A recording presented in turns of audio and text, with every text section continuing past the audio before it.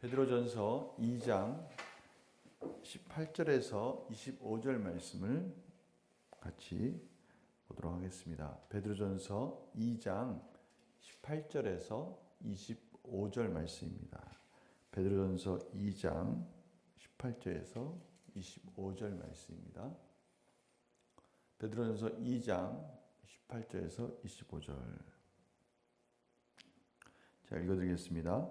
사환들아, 범사에 두려워함으로 주인들에게 순종하되 선하고 관용하는 자들에게만 아니라 또한 까다로운 자들에게도 그리하라. 부당하게 고난을 받아도 하나님을 생각함으로 슬픔을 참으면 이는 아름다우니 죄가 있어 매를 맞고 참으면 무슨 칭찬이 있으리요. 그러나 선을 행함으로 고난을 받고 참으면 이는 하나님 앞에 아름다우니라. 이를 위하여 너희가 부르심을 받았으니 그리스도도 너희를 위하여 고난을 받으사 너희에게 본을 끼쳐 그 자취를 따라오게 하려 하셨느니라. 그는 죄를 범하지 아니하시고 그 입에 거짓도 없으시며 욕을 당하시되 맞대어 욕하지 아니하시고 고난을 당하시되 위협하지 아니하시고 오직 공의로 심판하시는 이에게 부탁하시며 친히 나무에 달려 그 몸으로 우리 죄를 담당하셨으니 이는 우리로 죄에 대하여 죽고 의에 대하여 살게 하려 하심이라. 그가 채찍에 맞음으로 너희는 나음을 얻었나니 너희가 전에는 양과 같이 길을 잃었더니 이제는 너희 영혼의 목자와 감독 되신 이에게 돌아왔느니라. 아멘. 오늘 말씀 가운데 저희들이 힘들고 어려울 때 어떻게 이겨낼 수 있을까? 오늘 19절에 보니까요. 부당하게 고난을 받아도 하나님을 생각함으로, 오늘 말씀 가운데 그렇게 나와 있습니다. 하나님을 생각함으로 슬픔을 참으면 이는 아름답다. 이렇게 표현하고 있습니다. 아름답다. 이 아름답다라는 표현은요.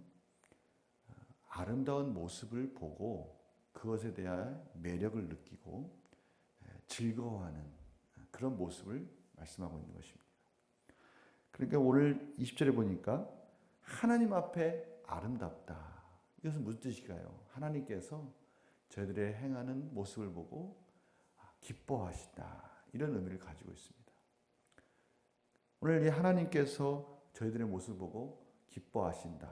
이 말씀 속에는 또 하나님을 생각함으로라는 그 의미가 어떤 의미인지를 오늘 예수님을 통해서 더 이해할 수 있는 부분이 있는데요. 23절에 보니까 욕을 당하시되 맞대어 욕하지 아니하시고 고난을 당하시되 위협하지 아니하시고 오직 공의로 심판하신 이에게 부탁하시며, 이게 하나님을 생각함으로라는 의미를 예수님께서 직접 실천해 가시면서 본을 보여주신 장면입니다. 하나님을 생각함으로, 다시 말하면 공의 가운데 판단해 주실 하나님을 기억하고 그분을 바라봄으로 인해서 우리가 슬픔 가운데, 고난 가운데 이겨낼 수 있다라고 말씀하고 있습니다. 왜냐하면 그분이 공의로우시기 때문에. 세상 사람들은 그렇지 않습니까? 오늘 말씀 가운데 나와 있지만 부당하게, 부조리하게 저희들을 대할 수 있습니다. 자기 자신의 이익과 또 자기 자신이 유리할 때는 같은 편이 되었다가도 불리할 때는 여지없이 관계를 끊거나 버릴 수 있습니다. 그러나 하나님은 공의로우신 분이시기 때문에 정확하게 옳고 그름을 판단하시고 우리의 억울함이 있다면 그것을 심판하시고 갚아주실 분이시라는 것을 믿고 힘들고 어려울 때 그 하나님을 바라봄으로 그 하나님께 모든 것을 맡길 때 저희들 안에 하나님이 주시는 위로와 평강이 있다라고 말씀하시는 것이죠. 우리가 그것 때문에 살 수 있는 것입니다. 그 힘과 능력으로 살 수 있는 것이죠. 다시 말하면 아무리 힘들고 어렵고 우리가 고난 가운데 있고 또 부당한 일을 당했을지라도 하나님께 맡기고 하나님을 바라봄으로 하나님께서 갚아주실 거야 라고 했을 때 하나님의 은혜 가운데 저희들에게 하나님이 주시는 평강과 위로가 내려와서 저희들의 영의 양식이 되고 그 힘으로 저희들도 모르는 이 세상을 살아갈 수 있는 힘과 능력을 공급받는다는 것을 깨달을 수 있다는 것이죠. 오늘 말씀 보니까 예수님께서 그렇게 사셨고 또 저희들도 그렇게 살으라고 말씀하고 계시는 것입니다. 21절 보니까요. 이를 위하여 너희가 부르심을 받았으니. 이를 위하여 너희가 부르심을 받았다. 이 말씀 속에는 저희들의 순종의 모습, 저희들에게 하나님께서 나를 따라오라라는 그러한 명령의 말씀이기도 하지만 다른 편에서 보면 이를 위하여 너희가 부르심을 받았다라는 것은 또 다른 우리 입장에서 볼 때는 세상 사람들이 경험할 수 없는 특권인 것이죠. 특권.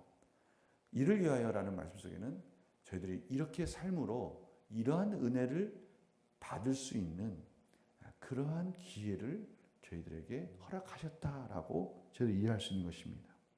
그리스도도 너희를 위하여 고난을 받은사 너희에게 본을 끼쳐 그 자취를 따라오게 하려 하셨느니라. 저희들이 예수님이 가셨던 그 길을 따라갈 수 있도록 그 길을 따라감으로 인해서 하나님과 하나가 되고 하나님이 주시는 놀라운 평강을 맛볼 수 있도록 예수님과 하나님이 하나 되신 것처럼 저희들도 그 예수님을 따라갈 때 예수님과 하나가 되고 하나님과 예수님이 하나 된 것 같이 저희들도 그리스도와 연합됨을 경험하는 그런 놀라운 은혜를 저희들에게 허락해 주셨다라고 말씀하시는 것입니다. 오늘 하루 저희들이 살아갈 수 있는 이유가 있습니다. 그것은 예수님이 가신 그 발자취를 따라갈 때 하나님께서 저희와 함께 해 주시겠다고 말씀하시면서 오늘 하루도 거류민과 나그네와 같이 하나님 나라를 바라보며 그렇게 즐겁게 살아가라고 말씀해 주고 계십니다. 오늘 말씀을 실천함으로 인해서 저들 가운데 살아계신 하나님이 나를 오늘 하루도 붙들고 계시구나 이런 충만한 은혜를 경험하시길 간절히 축원합니다. 힘들고 어려운 일이 있습니까? 하나님을 바라보십시오. 그분은 공의로우신 분이시고 그분은 정확하게 무엇이 옳고 그름을 판단해 주시며 저희들을 하나님의 사랑으로 이끌어 주실 것입니다. 슬프십니까? 외롭습니까? 또 우리 삶 가운데 무엇도 의지할 것이 없습니까? 예수님을 바라보십시오. 예수님이 그러하신 삶 속에서 하나님을 바라보심으로 하나님이 주시는 힘과 능력으로 그 힘들고 어려운 여정을 견디어내셨고 십자가에서 우리를 위해서 죽기까지 복종하시고 구원을 완성해 주셨습니다. 저희들도 그 예수님의 발자취를 따라갈 때 예수님께서 경험하셨던 그 놀라운 구원의 완성의 길에 동참하게 될 것이고 예수님과 연합된 삶 속에서 하나님과 하나됨을 경험함으로 인해서 오늘 하루 놀라우신 은혜 가운데 하나님이 기뻐하신 삶으로 살아가며 하나님께 영광 돌리는 복된 하루가 되실 것입니다. 오늘 하루하루 말씀 가운데 승리하는 복된 하루가 되기를 간절히 축원합니다. 제가 기도하고 마치겠습니다. 하나님 감사합니다. 오늘도 하나님께서 저희를 불러주시고 우리와 함께 하시겠다고 말씀하시고 예수님의 발자취를 따라가라고 말씀하시면서 그 속에서 하나님의 은혜를 충만히 경험하라고 말씀하셨습니다. 저희들 오늘 말씀 마음속에 깊이 새기며 사람을 보는 것이 아니라 환경을 바라보는 것이 아니라 말씀을 바라보고 말씀을 따라갈 때 그곳 가운데 역사하시는 하나님의 은혜를 하나님께서 공급해 주시는 힘과 능력을 충만히 경험하는 복된 하루가 되게 하여 주시옵소서. 감사드리며 예수님의 이름으로 기도드립니다. 아멘. 찬양하겠습니다.